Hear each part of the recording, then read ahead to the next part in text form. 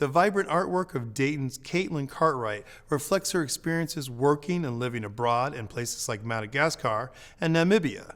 She uses art as a tool for peace and social change. Geography is very important to me. I tend to move around a lot. I've lived in a lot of different places. I love to just kind of be inspired by what's around me. I call it like my visual vocabulary. Part of being in different places is connecting with different people who may or may not live a similar life to you or have similar problems, issues. So I love to be able to find a way where I kind of come into that story too, and where I can connect to that and then kind of build out from there and create this visual narrative.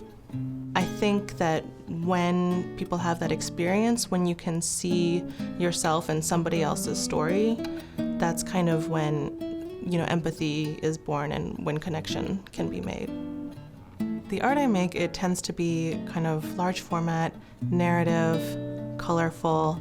It's painting, collage, drawing, kind of a combination. People are often struck by the boldness, color. I use a lot of silhouettes, which can be a little striking. I think too, another thing I've heard back from people is they just want to know more, like what's going on, like something is happening, there's a narrative, and they're ready to kind of like dig deeper and look deeper into what's going on in the picture.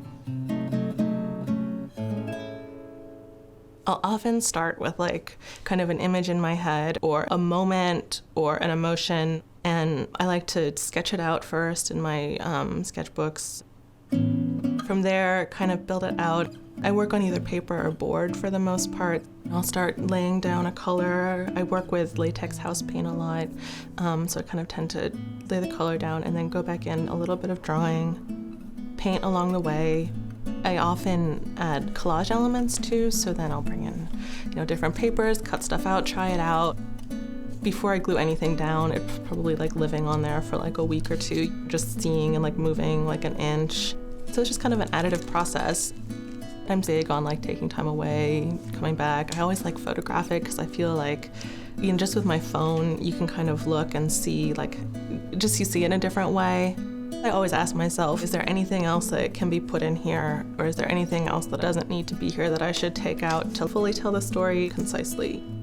Growing up, my parents were always like really big on like every weekend, like getting in the van and driving somewhere, They were great about, kind of pushing in like traveling and everything. So it's always been important to me.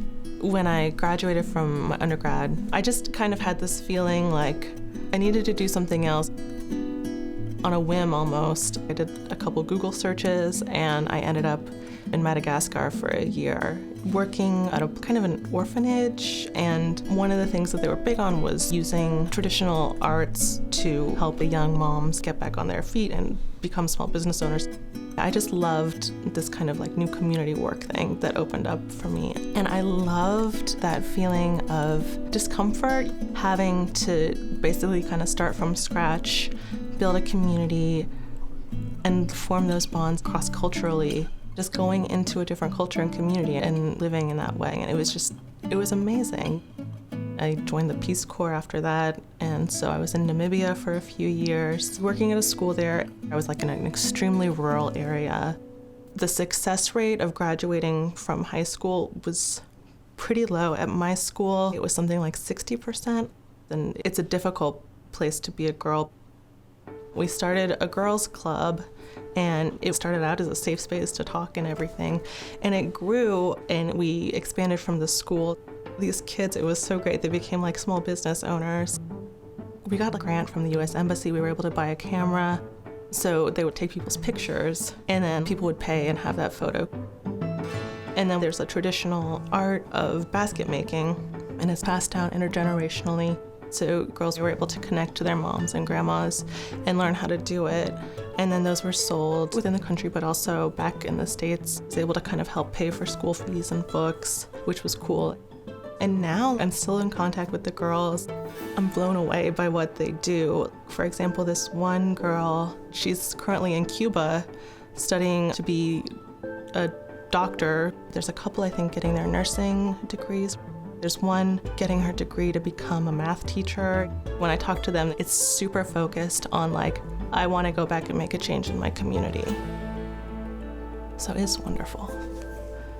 I love it. After Namibia, I got a degree in sustainable international development. It just became clear to me art can be used as a tool of like community building, change, wellness, and the benefits that it has, and how it can serve as a tool to better communities, basically. I was in India for several months documenting artisans and the work that they do as intangible heritage. It's something that it's not a monument, but it can get lost. Everything is like handmade, impeccable, brilliant. So documenting that process was exciting because the initiative that I was working with was trying to get the city, which is Ahmedabad, to be a World UNESCO Heritage Site. And just recently it got that status, so that was cool. I work at Preble County Art Association and I manage education over there. It's a community arts nonprofit in more of a rural farming community. What we're trying to do is bring creative experiences to people and connect people with creativity. One of the things that's really exciting to me is seeing the spectrum of people that connect with and what they bring to the artistic experience and what they can get from it. I'm of the opinion that art is crucial. Not everyone is an artist, but I think everyone can really benefit from having art in their lives. I'm a big advocate of everyone trying it out. You think you're not an artist, like have that creative moment and use a different part of your brain and be proud, like, oh, look, I made this. And beyond that, art is an incredibly important tool that not only reflects what's happening in society, but can spur change too. Right now, I'm just really excited to be making work and making work consistently, because that hasn't always been the case. I'm in the space where my life is allowing me to work consistently, which is wonderful, and I love it. And Dayton has been a really embracing space, to do that, which is great. I've been thinking a lot recently about the girls from the Girls Club. I want to find like a project that connects back with them. Doing something with that is kind of like my next project that I'm excited to jump into.